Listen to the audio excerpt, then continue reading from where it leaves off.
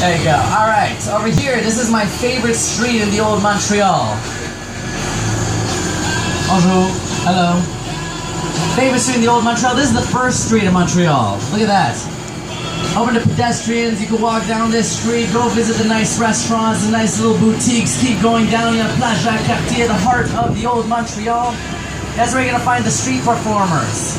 That's where you're going to see people juggling fire, especially if you come back tomorrow. Saint Jean-Baptiste tomorrow. It's a national holiday. Nobody's working. The port is going to be packed. There's going to be events all over the place. That public square, there's going to be a lot of great street performers, great musicians. There's going to be concerts all over the place. And I can tell you where to go see them if you come ask me after the tour. But first, this is the St. Lawrence Boulevard. Alright, this is the St. Lawrence Boulevard. It divides Montreal by the east side and the west side. It's also the reason why a lot of people get lost in the old Montreal. Because if I say something like 700 de la Commune Street, I could be talking about a building on that side, or I could be talking about a building a mile on the other side. So yes. You have to specify east and west side. And it's also a symbolic divider as well, this street, because it divides Montreal also by the French. Most of the Francophone-speaking population on this side, and the English, most of the Anglophone-speaking people on the other side. The west side, where we have the McDonald's. Anybody here like McDonald's? I see a lot of kids on board. You guys like McDonald's? No? I'm proud of you. That's great. How do you do it? I thought all the kids love McDonald's. You trained them to hate it. You made them eat one too many Big Macs and then they got sick. That's what happened. Yeah, McDonald's is really bad for you. You come to the old Montreal, you don't want to eat there. There are great restaurants all over the places, and I know them all.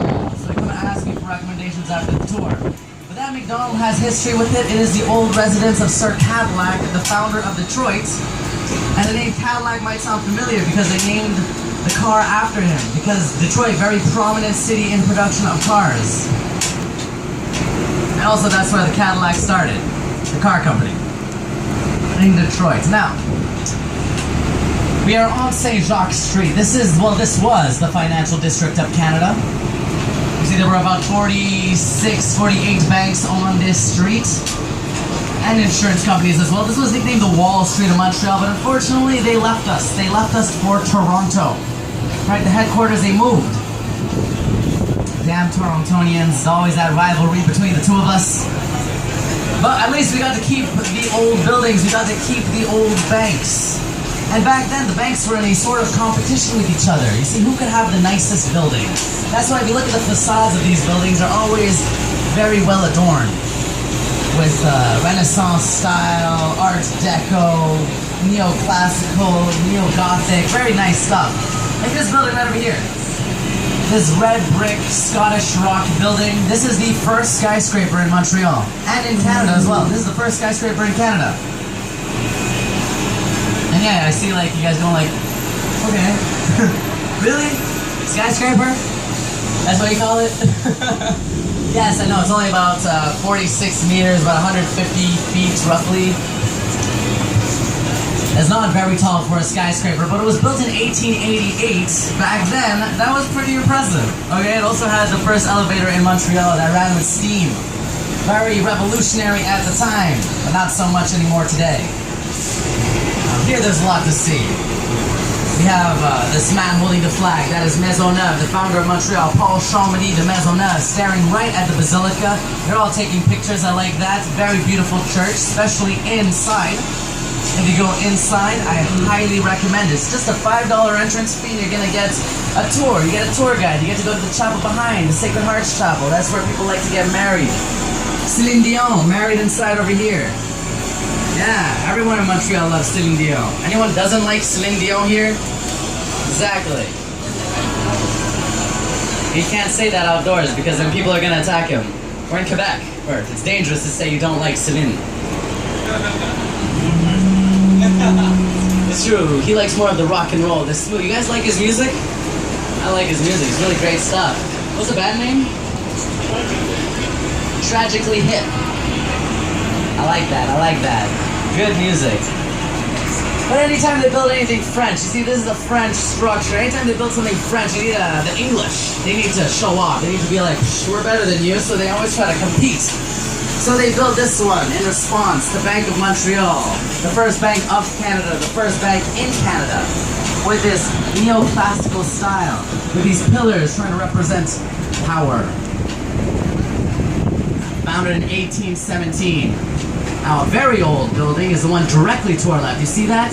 That's the St. Sulpice Seminary, built in 1657. That is an old building. You can't step inside, it's gonna fall apart. Now let's go a little bit with the more modern.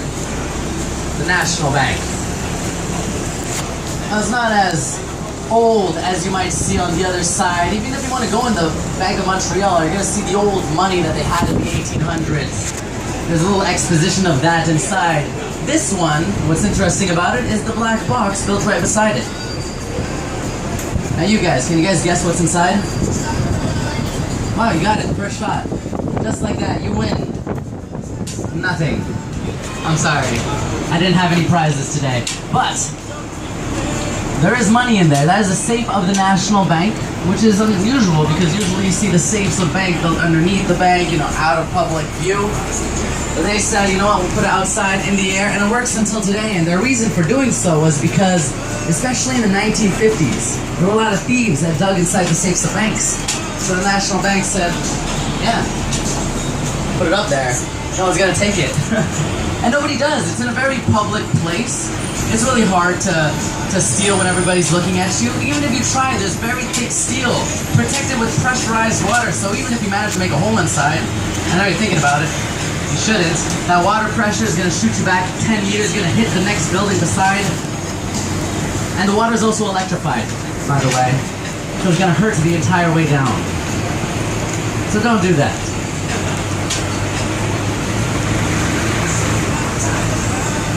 Look at the facades of these buildings, everything, different styles.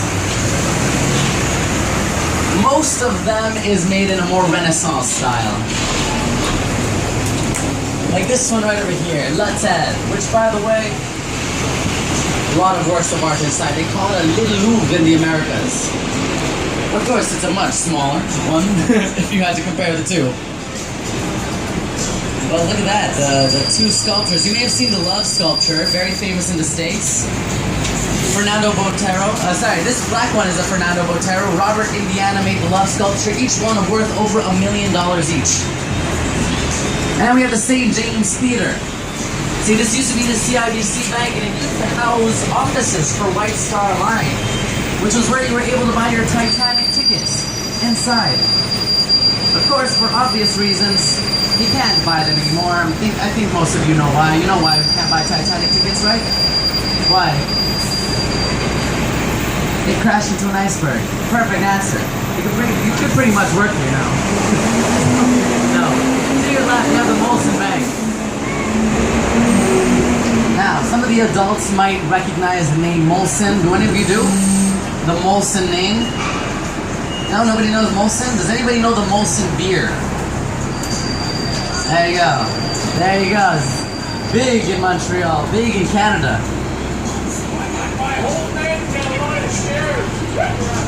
There you go. They were so rich, they even used to print their own money. Call it your beer money. Yeah. There you go. I'm not even kidding. If you want to go into the Bank of Montreal, you can actually look at the old Molson bills. It is the sons of the Molson Brewery, the founder, John Molson. It was his sons that founded this bank in 1850. Now this is a good example. You know how I was saying the facades of the buildings are very nice? This is a very good example of this. This is one of my favorite buildings. Every floor built by a different architect. You can definitely see that with the styles of the windows. There are rooms in here you can rent at $400 a night. There are rooms in here you can rent at $5,000 a night. These are rock stars. This is where the rock stars like to stay. But to the left, you can see the nice adorned doors of the old Royal Bank building. And if you like strolling, walking around, sightseeing in the old Montreal, I'd recommend going inside here. It has one of the nicest halls in Canada, high ceiling, chandeliers. It is also important to see the interior of these kinds of buildings.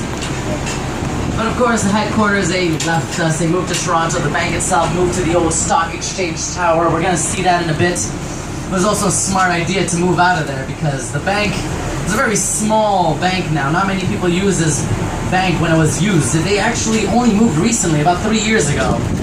So it was a huge, huge structure, and sometimes there'd only be one cashier all the way in the back. It was a little funny. Now on the other side we have the Centre de Commerce Mondial Montréal. What does that mean? Good question. It means Montreal World Trade Center. Yeah, it's not very tall, you might see in other cities, but it is deep, and that's something we're known for in Montreal, to have things underground. Have you guys been to our underground city yet? No, you can't find it. You can't find the underground city. I wish I had a map. Do I have a map here? It's all over. It's everywhere. There's an entrance there. There's an entrance there. There's an entrance here in the building. Like, not that building, but everywhere. It's all connected. Almost any of the big buildings, the tall buildings you can see, you can pretty much get into the underground city by there. The metro system, every single metro system. And here, you can walk from here. You don't even need to take the metro to get to the underground city. Just start walking from right here. Which, by the way, this is the second public square in Montreal, Square Victoria. You know what? I want you to go get a map. There's a place not too far from our kiosk. Alright, it's an information booth. This is about like not even a 1 minute walk. And whenever you look at the map, every map of Montreal is going to have it. Any map of Montreal, you're going to see a section in blue in the downtown area. That's the underground city. Right? It's about 34 kilometers of route. It's one of the biggest ones in the world. Yeah, exactly. It is. It's big. The majority of it consists of shopping malls. Do you like shopping? You like shopping? You don't look like the shopping type. But that's what it is. So you girls will look forward to it. I'm so sorry. I'm so. No, I'll send you somewhere else. I'll send you to the zip line in the old Montreal or some other cool activities to do. I'll recommend stuff for you too. Don't worry. But yeah, if you want to come by over here, you can actually check out a few other things. You can check out one of the pavilions for the Expo 67. It's an entrance. This is the main entrance right now to the metro. But there's another one, a sort of a French New York style subway entrance that goes into it. Very, very decorated entrance. And then there's also a statue of the Queen Victoria when she was very young, when she was only 17 years old. And we might be able to see it. Usually it's completely shrouded by the trees, but we might be able to see it.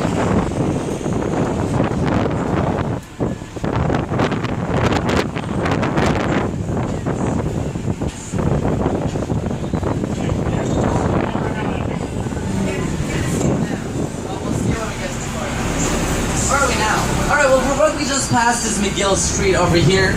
And a lot of people may know the name McGill. It's a very familiar sounding name, but most people know it from McGill University. That is James McGill. He was a very rich merchant. Right, and then he founded the university, but that's not after James McGill, it's after Peter McGill. A lot of people forget about him. He was the second mayor of Montreal, also known as the first Anglophone mayor. And a lot of Montrealers even, they get confused because if you go to McGill metro system, it's named after James McGill, and then there's a giant mural of Peter McGill inside for some reason. But they are two different people, two different families.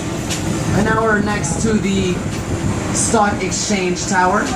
See, they moved the old Royal Bank building inside. Built with a very more modern architectural style. From the water, you're gonna notice that there are holes on the sides of the buildings. And that's for earthquake protection. Makes it more hollow if you move. But in Montreal, we're not very known for our earthquakes, so it would never be an issue.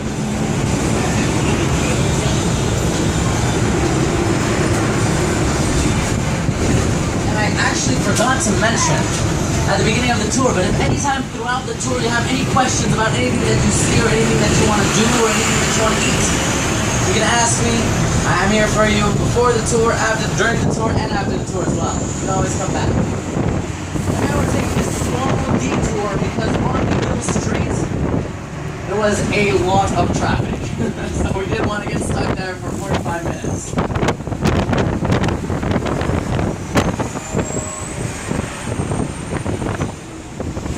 I will just talk about other iconic things to do in the Old Montreal. First of all, as you can see, we left the Old Montreal. And it's very easy to tell when you leave the Old Montreal because of the street signs. That's the easiest way to tell when you're in the Old Montreal or not. You see the street signs over there? They are white and black. But when we're in the Old Montreal, and when we return to the Old Montreal, I'll be sure to point it out, the street signs are red and gold.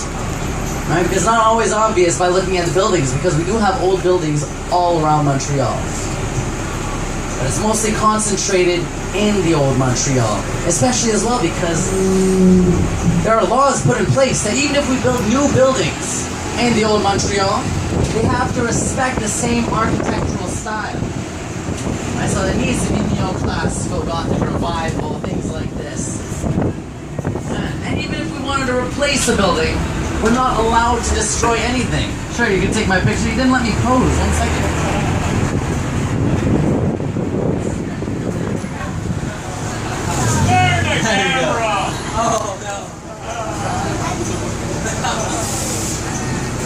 Well, the point is you're not allowed to destroy any building, even if it caught fire, even if it has graffiti all over it. All you need to do is be able to preserve it. That's why a building in the Old Montreal can be very expensive, and also living there as well.